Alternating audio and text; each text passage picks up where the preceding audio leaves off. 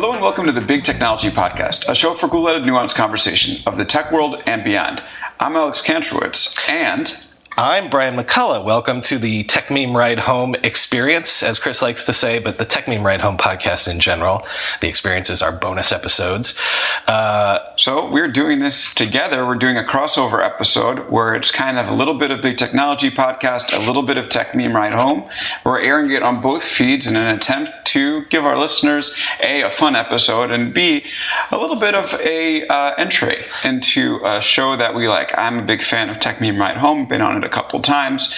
Brian, can you tell us a little bit about what Techmeme Ride Home is all about? Yeah, it's literally a daily show, at least weekdays daily, 15-minute roundup of the tech news, but it's not just reading headlines because you can get a robot to do that. I try to do a tiny bit of analysis, but also bring context. So I'll tell you what the 5 or 6 big stories of the day are, but then here are the tweets around it. Here's what people are saying around it, and it's sort of like if people know Techmeme, it's a thing that people go to multiple times a day to find out what's been happening today. I do the same thing in a 15-minute sort of podcast snippet, and so the idea is on your ride home, which is why we call it the Techmeme Ride Home, I'll catch you up on what you missed, because hopefully you were doing real work and making real things happen. Who are we kidding? Right. So, but, ride home or not, because a lot of us are working from home now, even still. Yeah. It's a great way to catch up on tech news. You can listen to it every day. And now I'll do a quick intro of Big Technology Podcast for people that don't know it. We air once or twice a week. It's an interview podcast with tech insiders and outside agitators. Actually, now that we're talking about it, I think the shows are really good complements to each other. Yeah. Where you can go deep, and catch up on the news if you're listening, to both shows throughout the week. And with my show, what I try to do is get somebody who's in those headlines, whether it's a journalist or someone who's making waves in the industry, somebody who's been on the outside and is criticizing it. So, for instance, a couple weeks ago, I had Jonathan Haidt, who's a professor who wrote a long story about how social media is making us uniquely stupid. Last week, I had, or 2 weeks ago, I had Blake Lemoine, who was the Google engineer, who was actually fired almost as we were recording for going out in public and saying that its chatbot Lambda AI was sentient. And then most recently, a couple days ago, we had Brendan Nyhan on, who's another professor, and gave the counterpoint to Jonathan Haidt's social media is making us stupid. His perspective is, maybe it's not all that bad. We still don't know a lot of things about it. So we try to get nuanced, try to get deep, and we try to give people a look beyond what they just read. Well, and your, listeners to my show will know this, hopefully, but if you don't, Alex is a real reporter, whereas I'm more of a gadfly. I would never call myself a reporter because I'm a founder and now a VC. What I'm trying to say is that you do actual reporting and digging into the weeds. You do the stories that I read on my show and summarize. You have Nick Clegg on. I'm not going to get Nick Clegg on my show. So you're doing the sort of work that is sort of beyond me. By the way, if anyone can hear, we're in my kitchen in Brooklyn, so that police helicopter that goes over. Yeah. And Brian, I look at you as the pod god. Actually, I think Big Technology Podcast never really would have gotten off the ground if it wasn't for you. I saw, you had been talking about how the podcast industry was expanding, and even before I launched Big Technology, I wrote to you and said, what's the deal with this podcast thing? And you're like, oh yeah, it's good, there's interest, it's a good business, it's fun, you should do it. And I found that was really helpful and generous of your time and advice to give me that kick in the butt I needed to start the podcast. Well, and now I'm trying to get him to start a venture fund like I did. So that's way in the watch future. This space in a few years. Yes, if there's a big technology fund, that would be great. Yeah, well, it's not a great time for VC right now. It's not a great time. I disagree, but you'll think I'm talking my book. So, we'll get to that in the second half. And we do know actually that there's a lot of dry powder out there. So VCs have a lot of money to deploy, and they are deploying it. So it's not like funding has entirely dried up. But why don't we start with the public companies in the second half? We can talk about whether we're in a recession, if that's something we want to debate, what's happening in e-commerce, what's happening to startups. But the big story in our neck of the woods, at least over the past couple weeks, couple months maybe, has been this very awkward pivot to question mark that Meta has been up to. What is Meta pivoting to? It's pivoting to the metaverse, obviously, which is still sort of this ill-defined space, which might be VR, which might be AR, which might be, playing a video game on a 2D screen. That's obviously the future of the company. They're no longer Facebook. They're Meta right now. But as they wait in order for that, hypothetical reality to potentially take off, what they have right now is their existing flagship business, aka Facebook and Instagram, that doesn't seem to quite really know what it is. Because if you look at social media, you have, obviously friends and family, which is the bread and butter of Facebook. You have interests, which has been something that Instagram has been about, something that Twitter is about. Instagram just does a much better job of it. And you have entertainment, which is what TikTok has been about. Now TikTok is blowing Instagram and Facebook, I wouldn't say completely out of the water, but it's really competing with it in a way that these companies haven't seen before.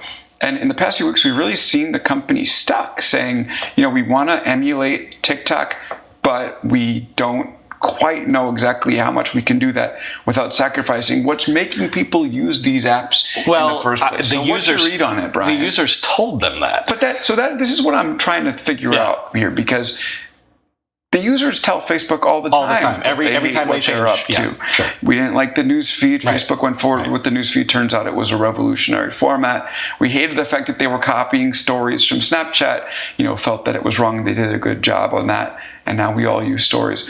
What exactly is different, in your opinion, here with the real situation? I actually do think that we're at a different inflection point, because what the users are saying now is that the way people use social media has evolved. And it's not always evolved, because why did Snapchat become Snapchat? It was because a certain demographic wanted a different thing out of social media than what was existent at the time, right? And that is? Well, that was the ephemerality, that was the stories. Basically a way to share without broadcasting to everybody to your parents, exactly. Mom, your dad, your gym teacher from 6th grade, your cousin that you hate. So now take that and multiply it by 5, where I go to TikTok for a certain use case. I go to Instagram for a certain use case. I go to Twitter. I go to WhatsApp. There's a thing I just read that said, WhatsApp is like the biggest messaging platform on the planet that, entire countries on the southern half of the globe run their businesses on. No doubt. And Facebook's only innovation with WhatsApp has been to put stories on top of it, right? So I'm getting to what I think is different now. I think that we're 20 years into social media, if you go all the way back to 6 Degrees and Friendster and things like that.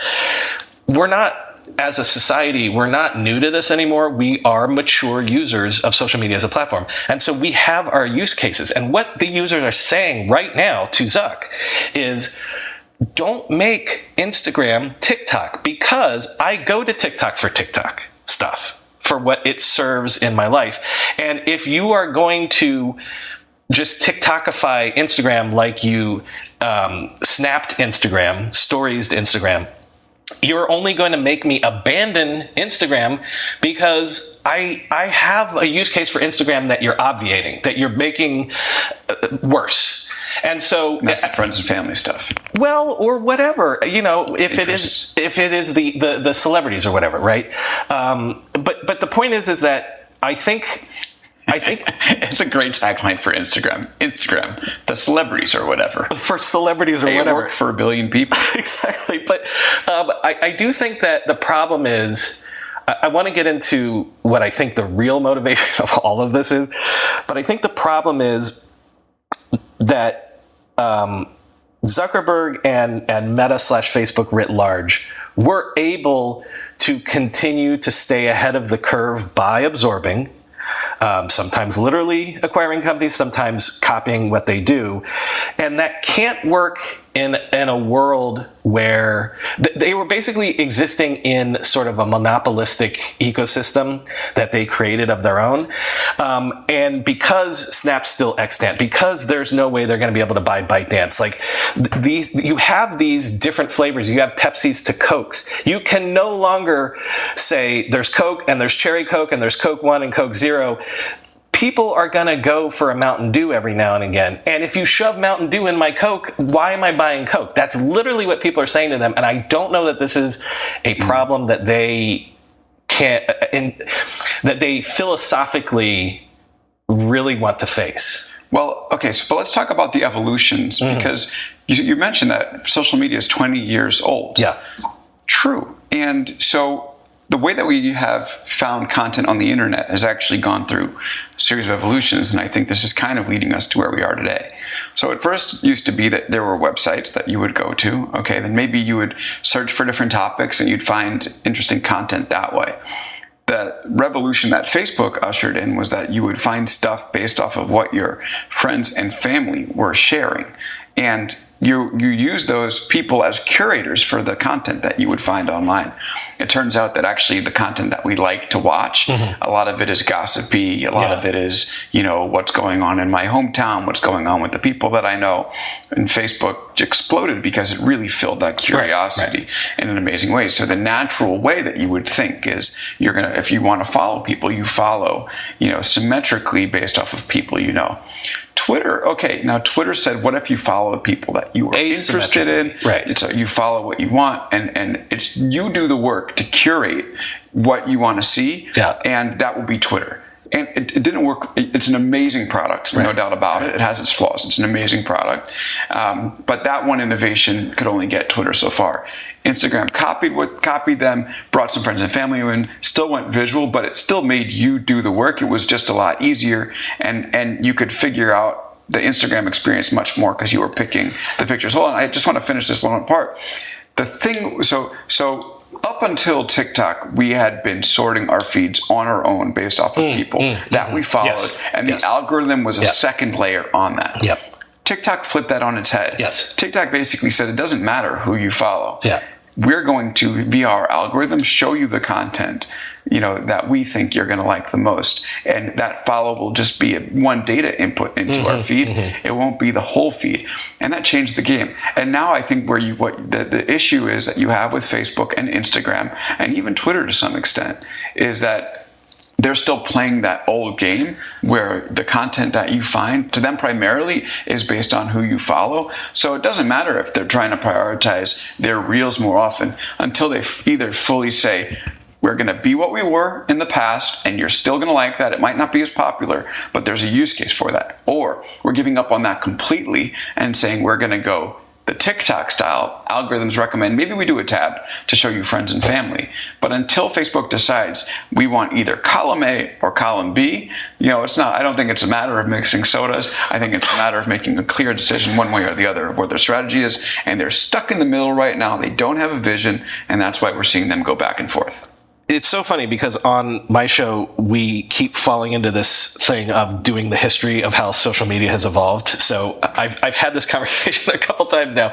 You missed one important ingredient, I also think, from Snap, which is that Snap made entertainment inside an app possible. How many times did Facebook try to pivot to video and make watching videos and watching TV shows, and we're going to spend however many millions of dollars to create these shows and things like that? That's what TikTok learned or it perfected from Snap, which is, I know that TikTok is a social network in the sense that users also create the content that's on there, but 9 times out of 10, when you go to TikTok, you're just scrolling to watch stuff. It's a lean back medium. Zuck has always wanted that. And so that's the other thing that I feel like philosophically they're halfway across the river and the oars have fallen underwater, Right. And so they're stuck because this is kind of where he's always wanted to go. But hold on, before we move on that, I think that I think you're giving Snap a little too much credit on this. They do have their Discover part of the app, but they monetize per user at a lower rate than Twitter does. And the reason is, in my opinion, is because most people stay in the chat part of Snapchat. Right. So it's less about the Snap, it's more about the chat. And the entertainment, they do have a successful entertainment tab. Obviously, that's where a lot of their revenue is coming from. But I would say, I'll make an even more extreme statement here and say that TikTok is the first the first social company, maybe outside of YouTube if you want to count YouTube, but they're the first social company that actually made this lean back experience That's possible, what I was saying. but popular. Yeah. But I would almost say that YouTube is the progenitor of that. That's true. But also in my sort of historical discussions of this, talking about Be Real, I'm always like, it doesn't matter what the gimmick is that makes you rise to the top and get popular. In the end, the way that you last is if you hook a certain generation in the chat part of it, like you said, yes. or if a certain generation, if that's how they communicate with their friend circle, then that's how you last. And that's what happened with Snapchat. And that's what happened with Instagram for a certain generation. That's what happened to Facebook. And that's what happened to Friendster and MySpace. They capture certain generations where the social graph, that's how you communicate. Let me ask you this then. Do you think, I never thought about this before, but do you think TikTok might be a little bit vulnerable then? Oh, for sure. Because it doesn't have a chat function. Yes, but you've seen the rumors like I have that they're, thinking of doing a music app. They're more, they get the benefit from standing on 20 years of experience is they're going to do a fully, I'm sure, integrated. They're going to have a Spotify competitor. They're going to have, a Facebook Marketplace competitor. Or they may probably already do. I don't know. I mean, if you're TikTok, you have this one thing that you do better than anyone else, which is have this amazing algorithm and easy creation flow. And as soon as you start, with Instagram, the thing that we talked about this on the Past My show, Kevin Wheel, who's the former head of product for Instagram, was on, and we talked about a little bit how Instagram didn't, and I think this is from Sarah Fryer's book, No Filter, never wanted that hamburger menu, those 3 bars on top, because it became too crowded, and then you sort of lost the elegance of using the app. The appeal of using that app goes away a little bit. And right now, after adding all these features, Instagram has the hamburger menu. And I think even before the TikTok competition ramped up to the way that it is at this point, you started to see Instagram start to fall a little bit in the way that it was appealing to people. One more question about this. We started, Brendan Carr, another former guest of Big Technology Podcast, FCC commissioner, is pushing hard. I don't know if it's for the U.S. to ban TikTok or whatever it might be. Now, when this happened during the Trump administration, it sort of felt like a bit of a sideshow, and it ended up being one where this deal was brought to Microsoft, it fizzled, it was brought to Oracle, it fizzled. Nothing really came of it in the end. But I think that the U.S., Europe are going to start eventually having some serious issues with TikTok being owned and operated in China for all intents and purposes, and it not being fully transparent, because in the past weeks we have seen a number of stories about how ByteDance, for instance, which is TikTok's parent company, has pushed pro-Chinese government propaganda in one of its apps, and there's every now and again these flares of rumors that some of the same stuff is happening within TikTok, whether it's trying to influence or a lack of data privacy or data security that we thought existed there. Brian, how big of an issue do you think this is going to be as we look forward? Depends on if China invades Taiwan in the next 18 months. I mean, I was actually thinking about that. Imagine, it's sort of let's say TikTok was owned by Russia. Yeah, and Russia invaded Ukraine. It'd be already shut. So what would happen? If China invades, let's set the ground here. We don't know if China's going to invade. Is it possible? Sure. But is there a moment where it becomes impossible for the United States to have TikTok? I'm not saying it's likely, but it's not out of the pale. There is a moment, and I actually would posit that it wouldn't require China invading Taiwan for that moment to come. And I also do believe that they would do some intermediary step, like forcing a divestment, like they attempted to do in the Trump administration. But for sure. I don't know. As we've seen now, at least 6 Degrees, Friendster, MySpace, Facebook, Instagram, Snap.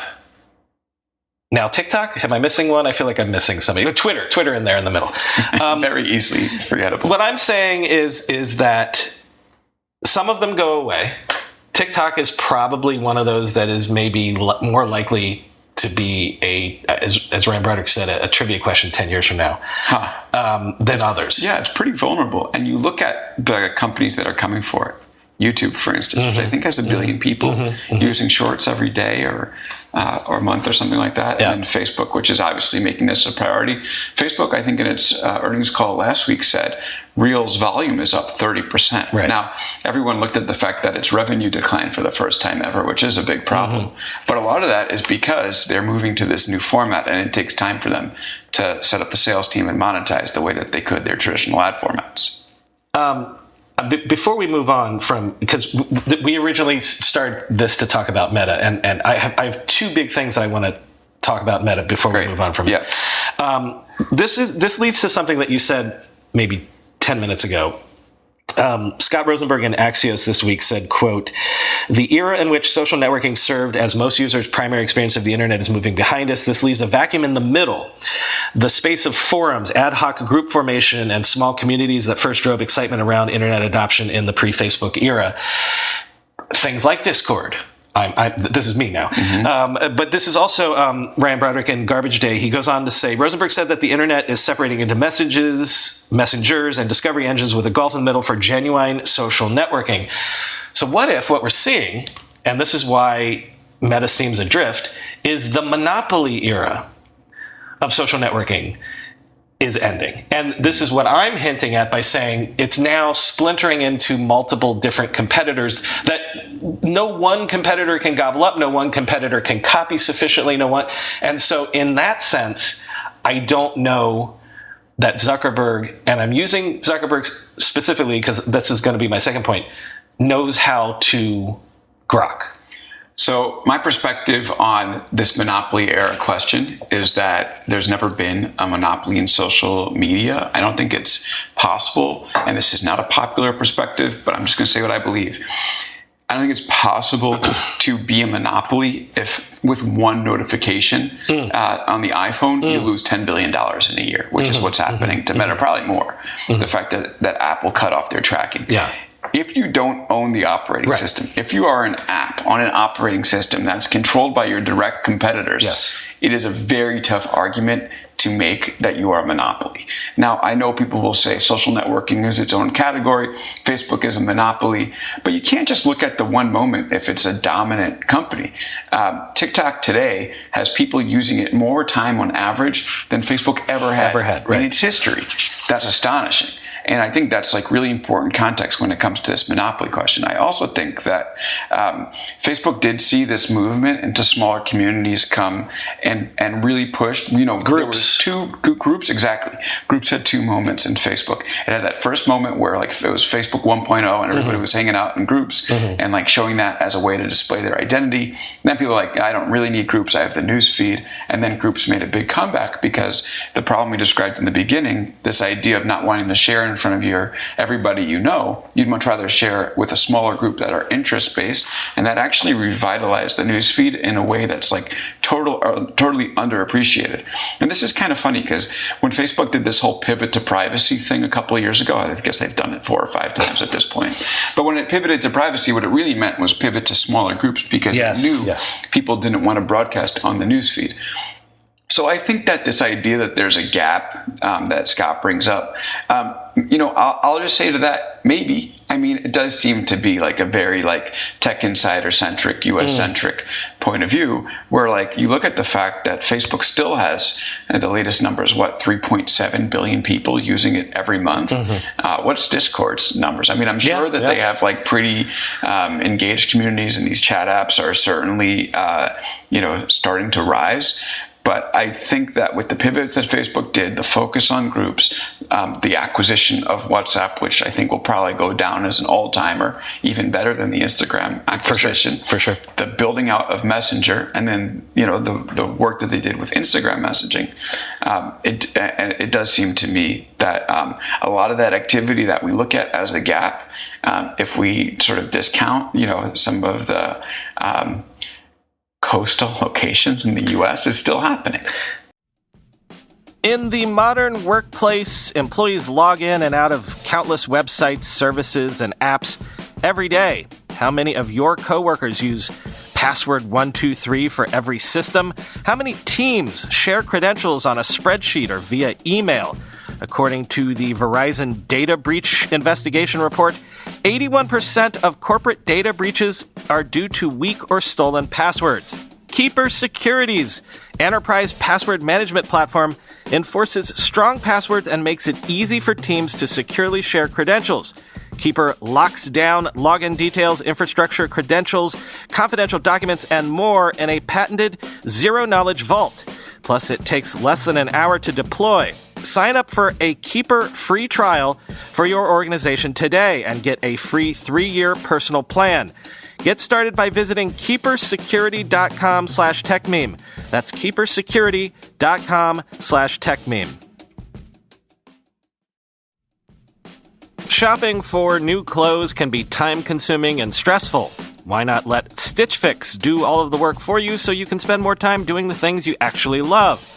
It's easy and fun to get started. First, take a few minutes to set up your Stitch Fix style profile.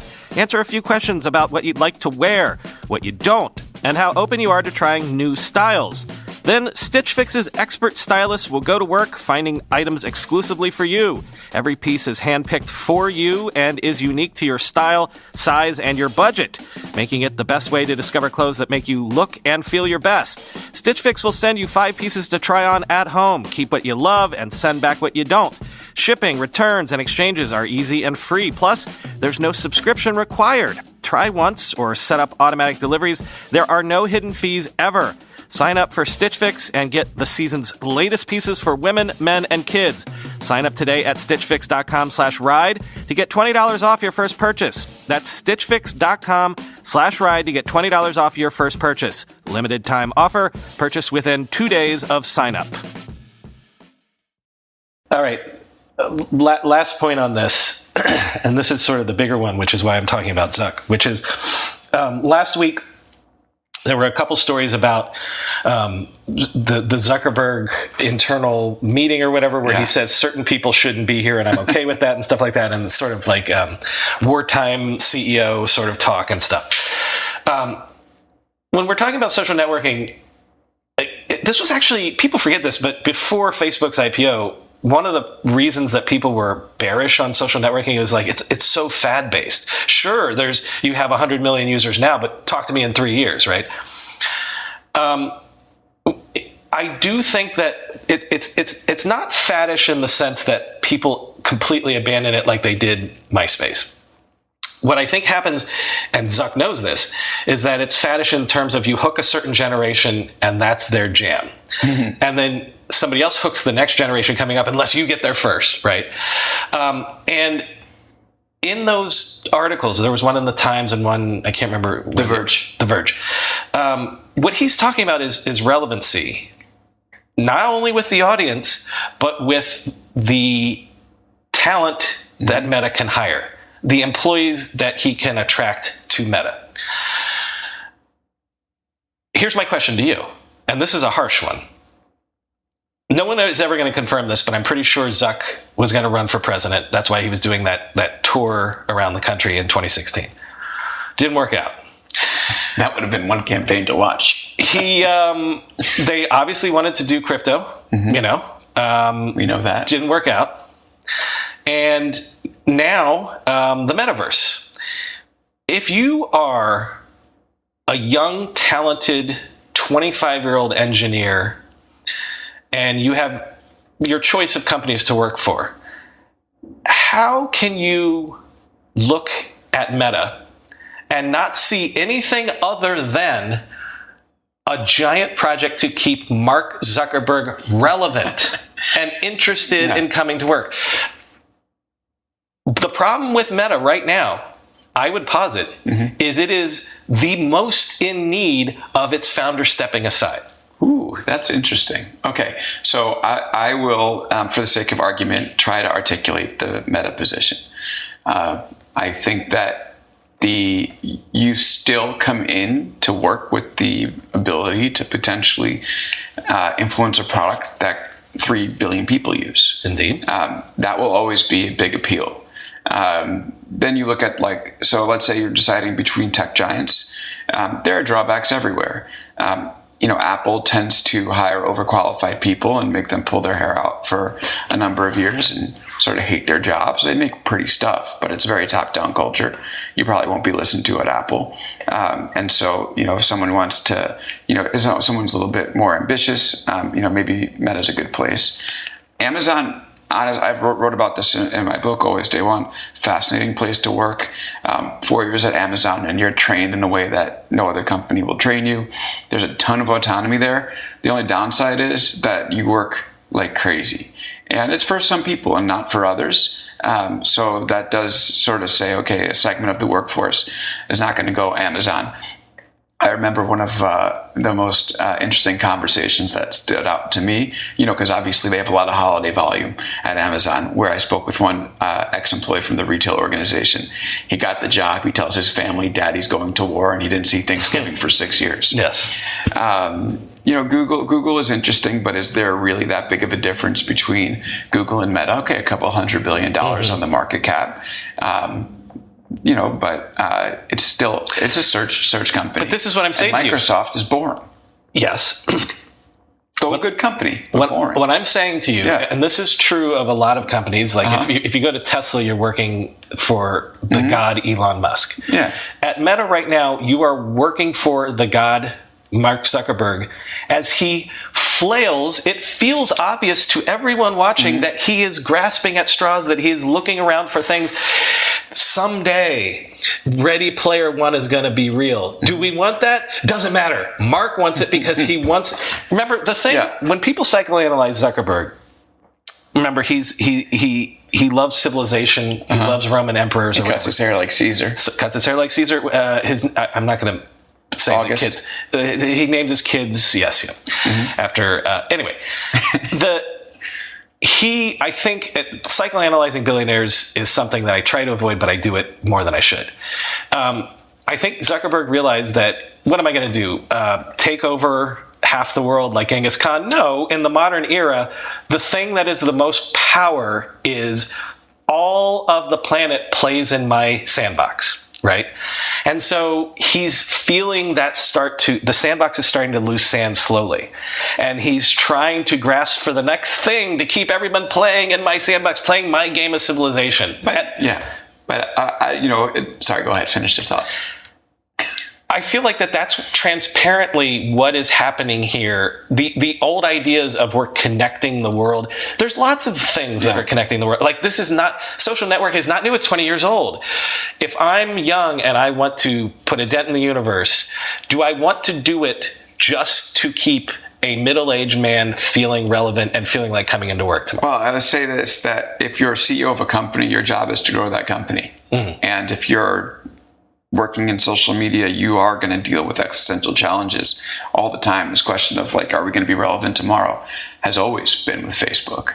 So, and I think that, like, this idea of, like, are you going to, be in it for, something exciting or to help, aggrandize a CEO? I mean, it's one of the features of capitalism is when you take a job, that's what you're doing. So, but I think people can find. Listen, it's definitely. I'm not gonna. I'm just trying to round out this conversation. Yeah. I don't think it's in a good place. I think it is flailing a little bit. And let me come back to how it goes. We'll see. I'll say we'll see what happens when all these crypto jobs start to dry up. Or many of them start to dry up. Yes, and then, that's true. Because all the talent was going to crypto. Yes. Now that it's not going to go to crypto in the way that it was before, because there's just it was $3 trillion yesterday, and now it's $1 trillion, and we'll see how far it will fall. Then we start to see what jobs people are interested in, and I don't know. I'm just saying, maybe working on Instagram. All your friends choose Instagram. If you find a way to get in there, take on that challenge, and right the ship, that's going to be something that you can brag about. Except that they seem to be willing to sacrifice Instagram in the hope of staying relevant, as I'm saying.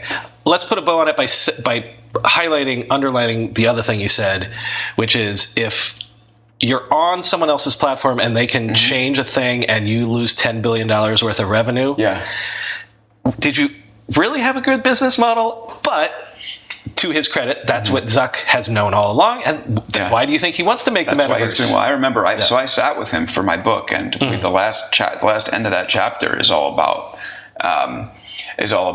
operating systems. And I was like, what do you feel about the fact that you're the most vulnerable of all tech giants? And you could see him sort of, grimace when he talked about Apple, and very proudly hold up an Android phone because it's not Tim Cook trying to constrain him. And obviously, the metaverse is the idea to try to get beyond this. However, it seems like it's going to be quite some time. Okay, I know we want to speak about regulation. We want to speak about Amazon and Shopify. This idea of the recession, quote unquote, or maybe bold print that we're in. The travel world, and then your thoughts on virtual reality. So why don't we take a break and come back right after this? Cool, except for the fact that on my show we don't take breaks. Okay, well, you'll have to do an edit point right here or leave this in. But go ahead. Yes. So for Big Technology podcast listeners, we'll be back after this. And we're back on the Big Technology podcast and the Techmeme Ride Home collab crossover episode. This is fun. It's nice getting a chance to hang and talk with you, Brian. Just two neighbors, hanging out in the hood. That's right. We don't live far away at all. Yeah. So I took a shot at the coast, in the first half, but here we are in Brooklyn. So yes, exactly. Obviously, I'm in a glass house and I'm throwing rocks. What do you want to tackle next? Let's do Amazon real quick, because I specifically don't have a lot to say about it other than I want your opinion on what you think of Andy Jassy's first, is it a year or 6 months at this point? I feel somewhere in the middle. I feel like he's pulling back, obviously, from certain Bezos things. Is that more personality difference, would you say? Or is it one of those things where if somebody's been in charge for 2 decades, you have a change of regime, like new ideas are going to flood in because the dam has been broken? Yeah, I think it's area of expertise. So Bezos has always been a retail guy. He started the bookstore. He started the everything store. AWS was a side project, right? The web hosting thing was something that he effectively. So Andy Jassy, for folks who don't know, was the first person to shadow Bezos as his technical advisor.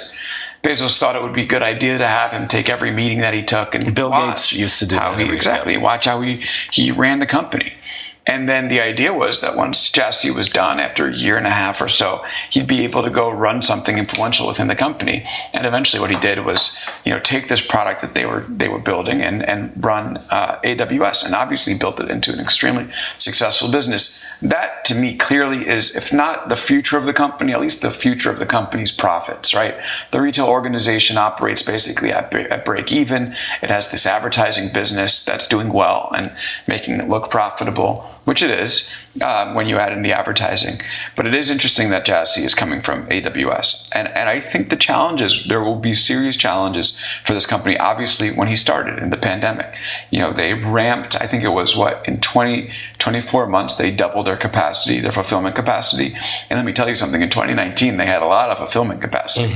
So the fact that they built these fulfillment centers, hired so many people, and operated in a method where, as if the pandemic was perpetual, and now they have to pull back.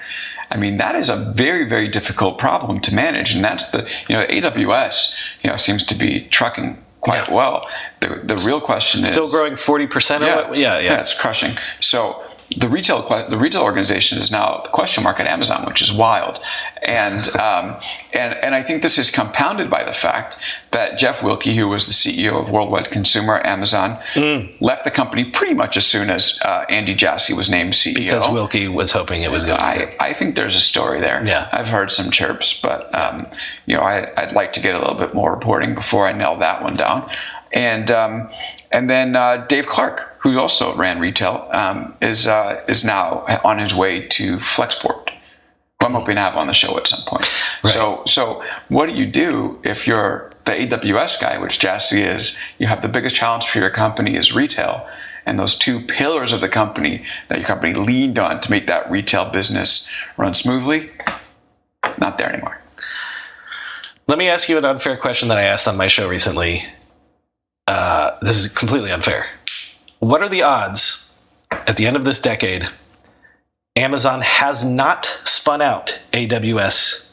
So I guess to frame it properly, by the end of this decade, is AWS inside of Amazon one big tent, or are they separate companies? I think that it will hold on to AWS as long as it possibly can, unless it's forced, and I don't think it's going to get forced. I have two reasons for this. Okay. One is spinning off a company sucks. And even if it's Jassy's baby. Yes. And because if you think about it, if you go into fulfillment centers, all these fulfillment centers are powered by AWS. If you look at the things like the Echo, and that's run on AWS. When AWS goes down, this stuff goes down. So I think it would be really difficult to extract these or to de-link these two businesses. They're actually more linked than many of us imagine. And yeah, I don't know. I also think that like AWS does pump out a lot of cash, which will always make it. It's almost like this 1 + 1 = 3 type of thing, where it makes the retail business look better. What do you think? It seems like you think that this is going to break out. I do. Why is that? Just because I think that the consumer business. I understand what you're saying, that AWS powers all the things. It'll power them going into healthcare. But I think that the consumer business makes more sense as a consumer business that focuses on consumer things, even consumer healthcare.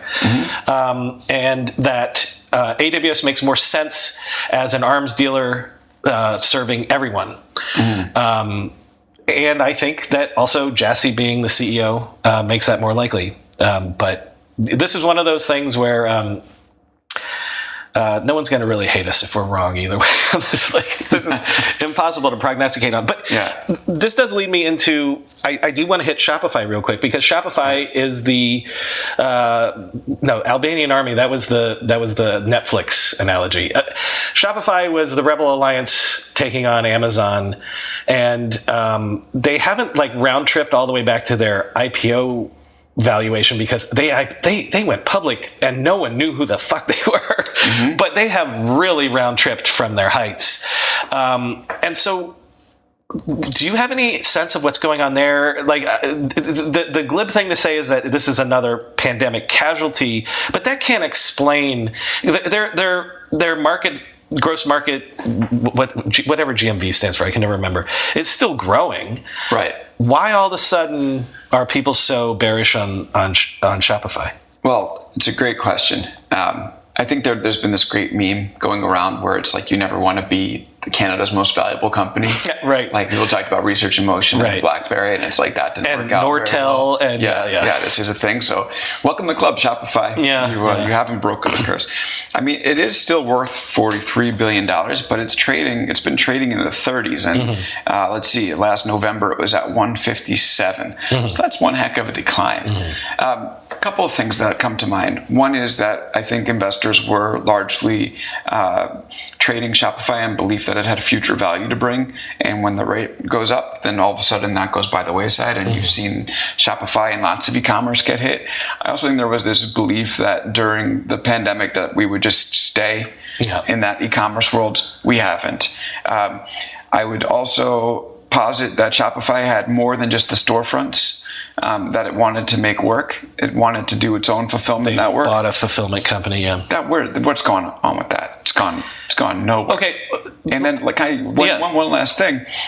And we talked about, is your business going to be vulnerable if Tim Cook makes a decision? But it seems clear to me that the fact that companies using Shopify can no longer, optimize their ad campaigns, and the cost of acquiring customers has gone up. And if you're on razor thin margins, which a lot of retail companies are, and all of a sudden, Apple says, all right, people, if you don't want to be tracked, you don't have to be tracked. Everyone's like, I don't want to be tracked by Facebook anymore. But meanwhile, it does end up hurting a lot of these shops, which in turn hurts Shopify. Yeah, that's dumb of me. I had forgotten the ATT angle. And one more thing, the supply chain. Can you imagine let's take this one example. You are a small business owner that, you got laid off, or you got fed up with your job in, let's say, May or June 2020. And you said, all right, it's time for me to create, everyone's at home. I'm going to create finally my dream company, sell online, we'll do stuffed pigeons. and your stuffed pigeons start flying off the shelves, the virtual shelves, that is. And with Facebook ads, you have very low cost to reach people. Right. And the business seems to be doing great. And then all of a sudden, you can't get your shipments of crates of stuffed pigeons in from China, because what used to cost $2,000 to ship that container, now it costs $25. Now the cost is coming down, but when you get hit by this on all angles, you might shut down, and that is something that Shopify, will either get hit by, or at the very least, the growth that they expected to continue when conditions were good, is much harder to come by with all these factors. Or we're in a recession. Look at my segue power here. That's pretty good. Yeah. Last week's earnings, everybody in tech reported last week, and there were some bad reports. Meta, maybe one of them, that was bad. Shrunk for the first time, except for the fact that it wasn't disastrous, and no one, like Tim Cook said, we see weakness here and there.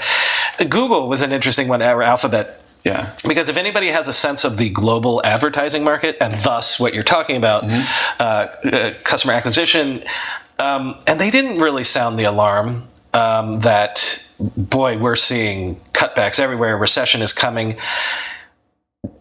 I'm not going to ask you, there's no one on this planet, even Warren Buffett, that can predict if we're in a recession, predict when recessions come. But what is your thought in terms of if tech ballooned during COVID because tech was the first to say, hey, listen, we're still doing pretty good over here. I know everybody's been laid off, but if they're saying it's not that bad, we're seeing weakness, but it's not that bad, is that tech being exceptional, and maybe there still will be a recession, but tech will be fine, or maybe we're not having a recession? Yeah, I think tech will generally do better than most sectors in a recession. We talk about Amazon Web Services, which we were just talking about. Like, it's not like enterprise companies are going to shut down their websites because the economy is contracting a little bit. That business will still do strong. I saw some analysts talk about how they expect it to go down 10%. That seems ridiculous to me. But I also think that a lot of the not too bad moment that we saw was largely because we were expecting really bad. Yeah. But it was still bad. Yeah. Like with Apple, for instance, they were expected to take a $4 to $8 billion hit. Right. Because of supply chain and shutdowns in China. But iPhone still grew 3%. Yeah, it grew, but MacBooks didn't grow as much as they wanted. And they said, okay, we came in a little bit under than the $4 billion that we expected, and everyone's like, hot damn, Apple, you crushed it. Yeah. They still took this $3+ billion hit. Yeah. So I don't know. What's your take? What do you think? Do you think we're in a recession? Here's the interesting thing. Recessions are, at least in our lifetimes, and at least going back to the 20th century, a binary thing.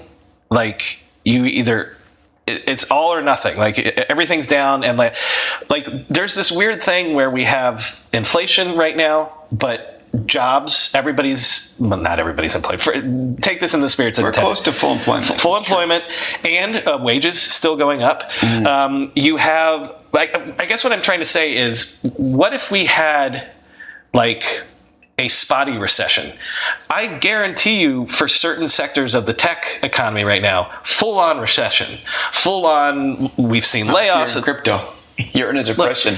Look, but that's my point. Is that like, maybe it doesn't matter, because if depending on where you are in the economy, you're going to be experiencing one thing or another. Yeah. Do you remember after the pandemic, they were talking, or mid-pandemic, they were talking about this K recovery? Yes. Where half of folks do well, half do poorly. Right. So what if like, in aggregate, everything muddles along and says not that bad, just like we said with the tech. But if you look at certain areas of the elephant, they're bleeding out, and other areas of the elephant are perfectly fine. It just depends on what part of the elephant you're looking at.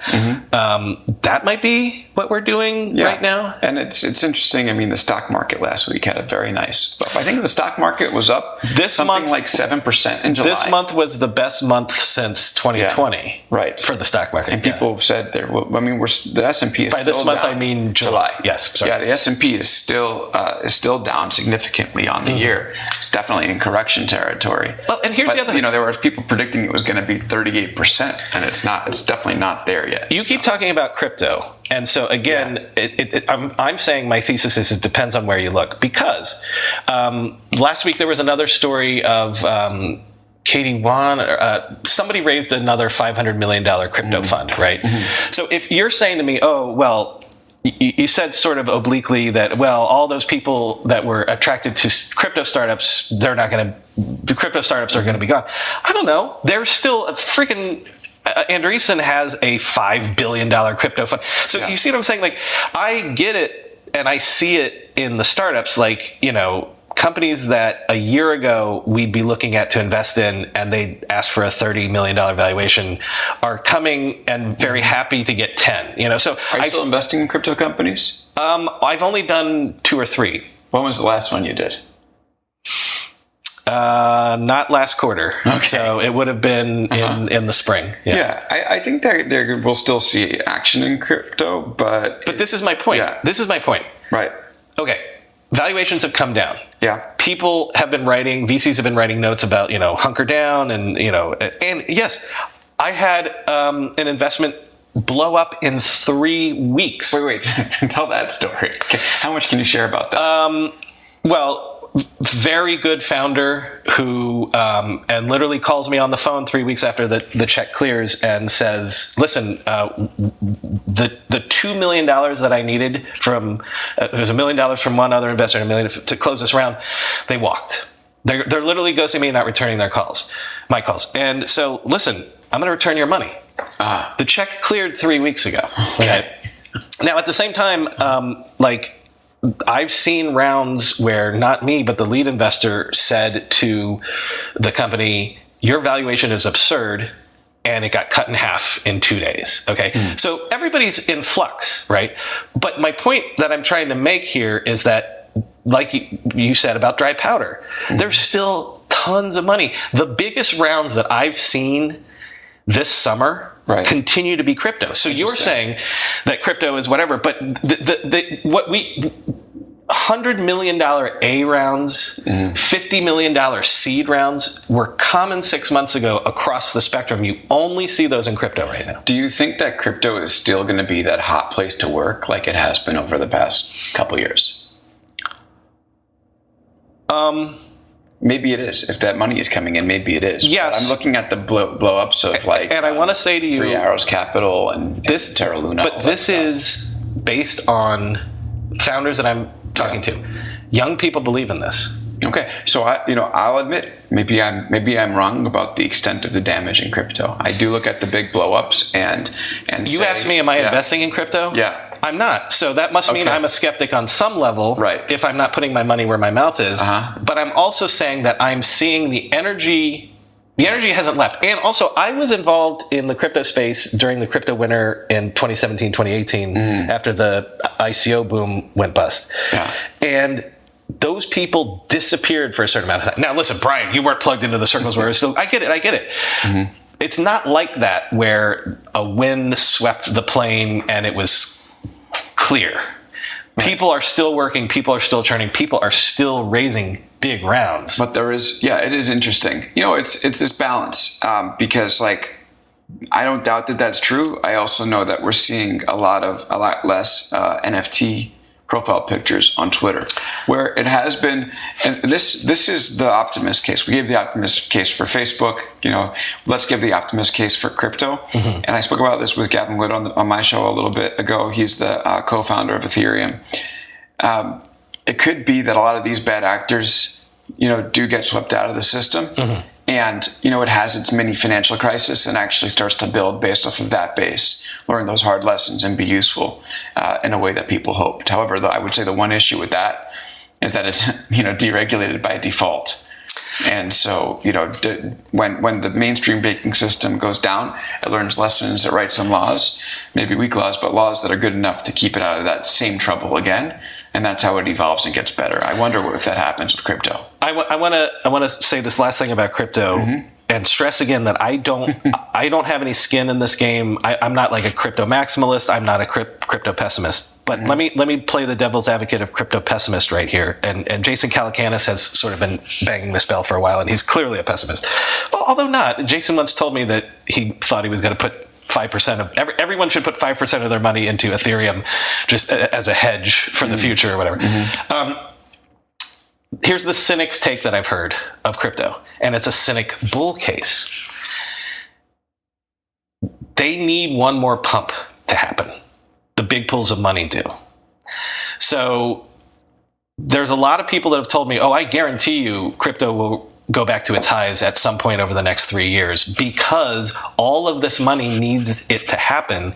And the reason is because in the coin tokenization economy, you don't need 10 years for your investment to pay off. You just need your investment to get hot, have an ICO, and have a liquid coin that you and so there's so much money going into crypto that they're going to need to pump those bags one more time to get out clean. But who's going to put that money in? Is it going to be the retail? It's the $5 billion. To when the pump happens. Oh yeah, right. No, it's retail's going to be left holding the bag like it has in the past.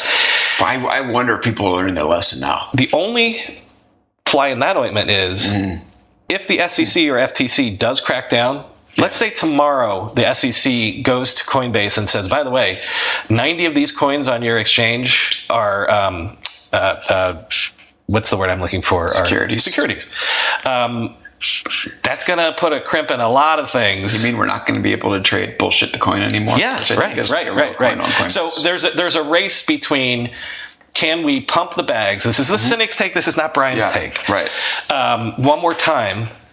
And then we'll get out. Yeah, it's like every bubble. Can you get out Indiana Jones style? Pull your hat out before the door crashes down. Yeah, I think it might be over, but I could be proven wrong. I do think that there's potentially interesting applications of this. Positive take is tons of smart people believe in this. There's tons of energy. That to me is just it's not enough. I need more than that. If you're considering a third-party audit like SOC 2 or ISO 27001, then you should be prepared to answer some tough questions about endpoint security. Auditors want to know that you have a system in place to monitor and maintain compliance across your fleet, which means showing that your employees are using things like disk encryption, screen lock, and password managers. If you're not quite sure how you'd go about proving all that, then you need Collide. Collide is an endpoint security tool for Mac, Windows, and Linux devices that does things MDMs can't and gives you the visibility you need to meet your third-party and internal compliance goals. Best of all, Collide doesn't resort to surveilling employees or locking down devices. Instead, it works with end users to resolve issues and relies on their cooperation and informed consent. You can meet your security goals and pass your audit without compromising on privacy. Visit collide.com/ride to find out how.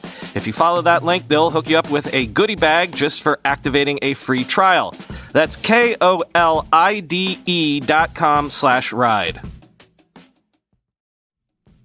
This episode of the Techmeme Ride Home is sponsored by Storyblock, the first headless CMS that works for both developers and marketers, offering all the flexibilities of a headless CMS that you'll love and giving non-technical users a real-time visual editor with a true what you see is what you get experience.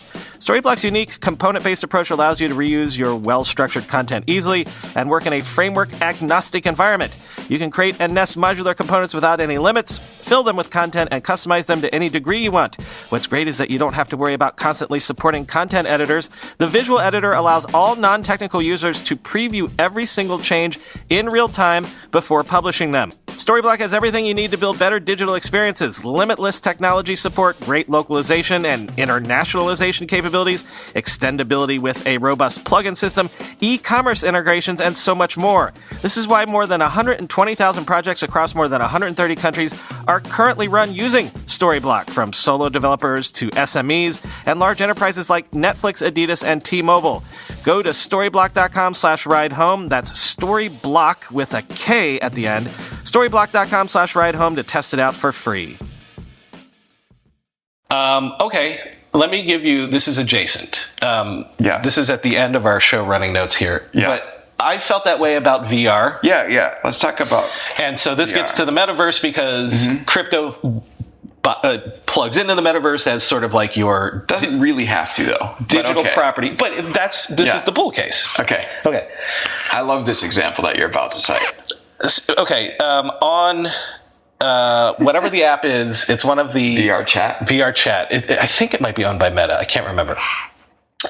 Somebody has created a virtual Kmart that thousands of people play in all the time, and you do essentially role-playing games in the same way. Right. You work as the cashier in VR. Right. And you go and you buy something and you check out and whatever. Listen, Alex, in 1990, I was the captain of a starship in a text-based Star Trek role-playing game on the Prodigy message boards. Okay. Yeah. This is the sort of grassroots from the bottom up sort of creativity that says to me there's energy in a space. Okay. It doesn't say to me there's energy in a space if people create a coin that its whole purpose is to just get a $10 billion market cap and then all of a sudden rug pull and go to, wherever. People with no monetary incentive and nothing other than this is just cool, I want to do this. And I've been skeptical on VR since I've been an adult, because since I've been an adult, VR was always the next big thing, and it never has been. You see things like that happen where there's no goddamn good reason for this. It's fun and people want to do that. That's where then eventually accidentally someone creates a business out of it later on. So your skepticism about crypto is, and I agree with you, that it's been a lot of the pretty people doing a lot of just get rich quick stuff. But in a winter, people in crypto, in VR, do things like, hey, let's create a virtual Kmart. Yeah. And play in it. Thousands of us every day. Yeah, and I think that really goes to the size of the market question, right? Which is the size of the market in VR going to be more than gaming? There was an article that we both read before, and I think it was by Ryan Broderick or Casey Newton, about how Facebook is actually selling an amazing number of Oculus headsets compared to the Xbox or the PlayStation. But if that's the comp, you're looking at it in the gaming world, right? So there is, a ceiling there. It is a great gaming service that people might really like, but it's not this new universe. Right, because you're not hearing of someone playing the Red Dead Redemption of VR or the Fortnite of VR. You're not hearing that because it's not happening. Yeah, but even that is a gaming use case. Yeah. And if it is, great, it's a good business for them. But it's a gaming business, which means that its total addressable market is much smaller. And now I think we're in the same place with crypto, where we know there's going to be something, I think. And the question is it the change the world use case like the Web3 evangelists want it to be, which who their parallel would be Zuckerberg and change the company name to Meta? Or is it going to be something smaller, maybe akin to gaming for the Oculus? And if it gets into like Xbox territory, great. That's pretty good. But we'll see what happens. Real quick, and then we'll do our last one, which we should do the travel one. Last. Yeah. Yes.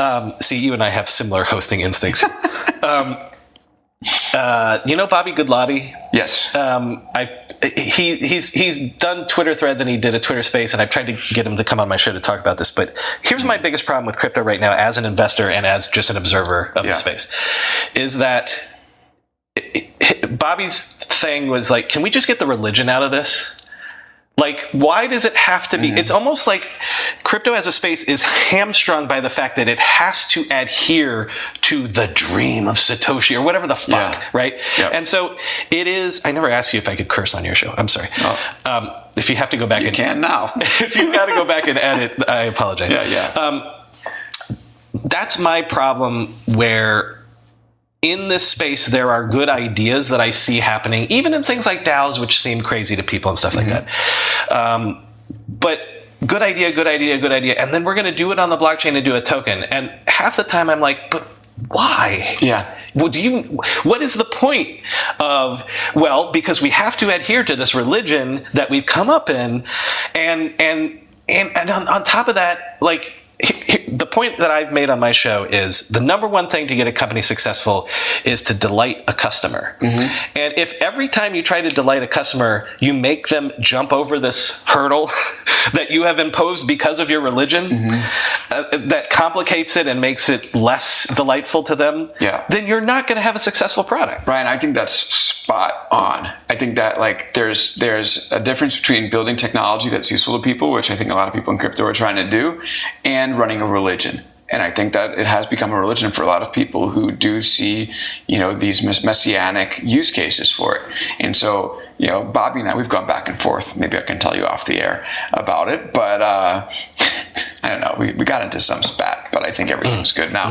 But his idea of taking the religion out of crypto, there's only one reaction to that. I'm doing a stand ovation. I'm standing up and applauding. Take the religion out of it. Yeah. And you might be able to. And by the way, the blockchain can have use cases. Yeah. But that's my point, is that you're bending over backwards to fit everything into this blockchain mold that you have. Yeah, exactly. And we've seen that on like the 3 Avatar show where like people come in and try to give use cases for Twitter and they're just absolutely destroyed.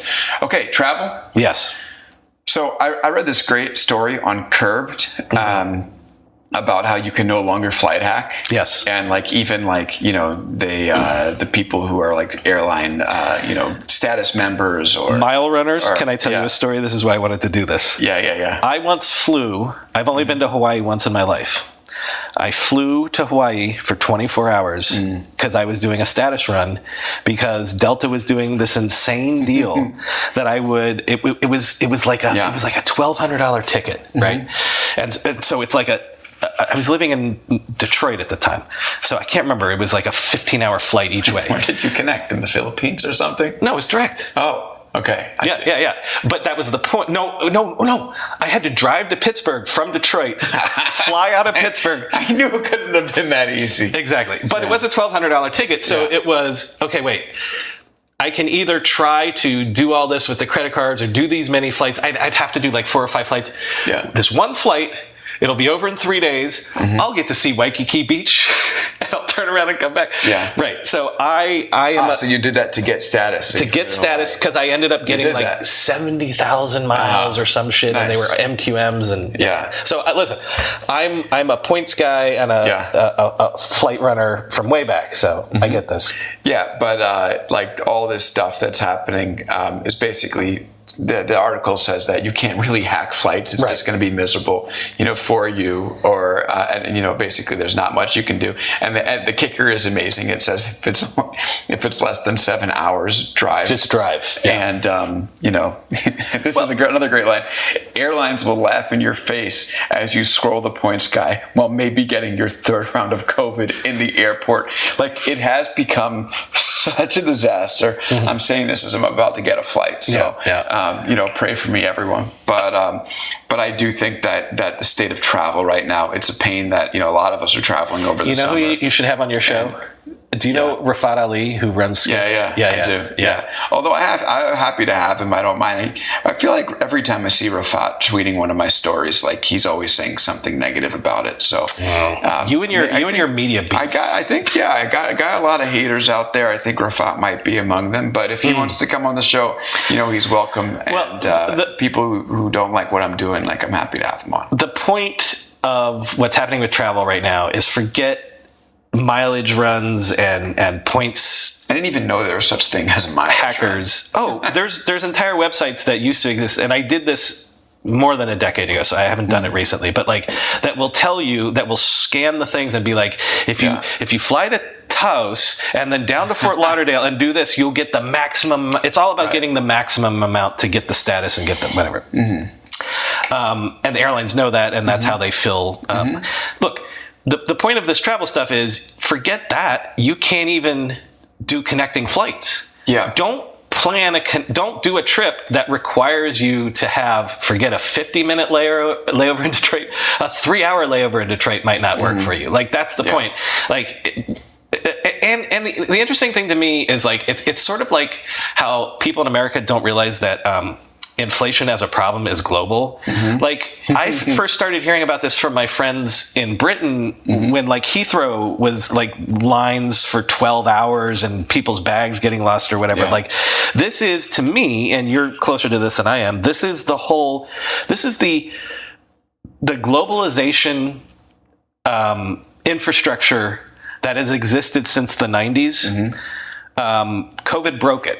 Now, either it's reconstituting itself and rebuilding, or it's not. But right now, it is not functioning as a healthy system. Yeah, I think this is definitely a COVID outgrowth where people were home for so long and are now doing what's called revenge travel. Yes. And I've done it, and it's awesome, but it just stinks being in the airport. So, look, my advice here, why don't we end with our number one travel tip? Yes. And then my advice to everyone is if you're flying this is a hilarious segment to end on. Ladies and gentlemen, if you're flying this summer, my one piece of advice, and it's obvious, but it served me well, is if you can help it at all, just go carry on. And there's a form of backpack that I just discovered. It's called the MCL, which means the MLC, the maximum legal carry-on. And you can get it as like a 45-liter backpack. Go out, make the investment. I'm going to try to fly with it now. I'm not checking that thing. And then you won't worry about your bags. You just got to worry about the delays and stuff like that in the crowded airports and the cancellations. But I will take one big issue off of your plate. And if you can roll your clothes up and fit it in that carry-on, you're going to be a happy camper. Well, I don't know about your MCU backpack, but because I haven't even thought of the losing the bag stuff. But I would say no connecting flights. That's no the connections. Other thing. Yeah. Pay the extra money to go direct, or fly at 5 a.m. to go direct, because that lessens the odds of stuff going bad. Can I tell one more story before? Yeah. So I was flying from New York to Vegas, doing a bachelor party for one of my friends, not in Vegas, in Utah. It was clean, wholesome fun, hanging out in Zion National Park, which was awesome. And there was a storm on the way to Nevada, and that would have added about an hour of flight time.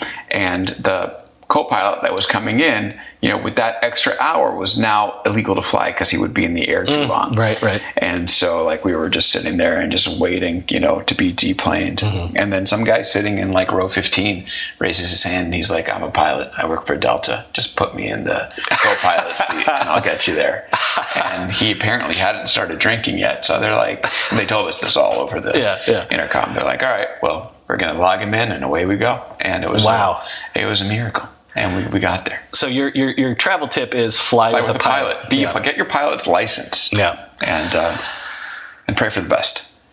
This has been fun. Yeah, Alex, listen, again, you've been on the show a couple times, so people know Big Technology Podcast, Big Technology Newsletter. Yeah. What would, if someone listening right now, what would you rather than do? Listen to the podcast or subscribe to the newsletter? I think the podcast is where folks who, especially if you're here to this point of the show, you enjoy the audio format. I work hard on both.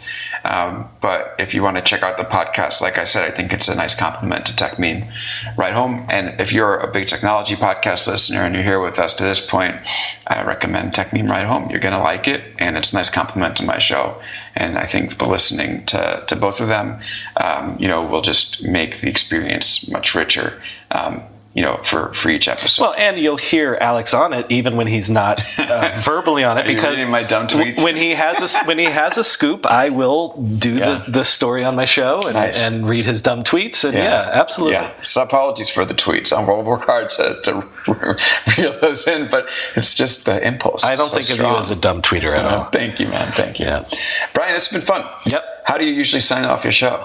When I do the thing with Chris Messina, I stumbled onto my closing catchphrases. I love everybody. That's a great one. Do you want to know why? Why? Because we usually do them late at night, like 9 p.m. on a Thursday. Yeah. And so to get to sleep afterwards, I have to take gummies. Oh, okay. So I'm stoned half the time when we end our show at like 10:30 at night. Yeah. And so just one night I'm like, I don't know, man. I love everybody. That's a great So way now I say I love everybody. Yeah. So I love everybody. Okay. Well, just a quick thank you to the team that helped me with Big Technology Podcast, LinkedIn, for having me as part of the podcast network, Nick Watney, the master of audio, and all of you, the listeners, and to all Techmeme Right Home listeners that have stuck around, would love to have you on the feed. We do our show every Wednesday with a Tech Insider, our outside agitator. And with that, I just want to say, I love everybody. I love Alex. Thanks, man. Thank you.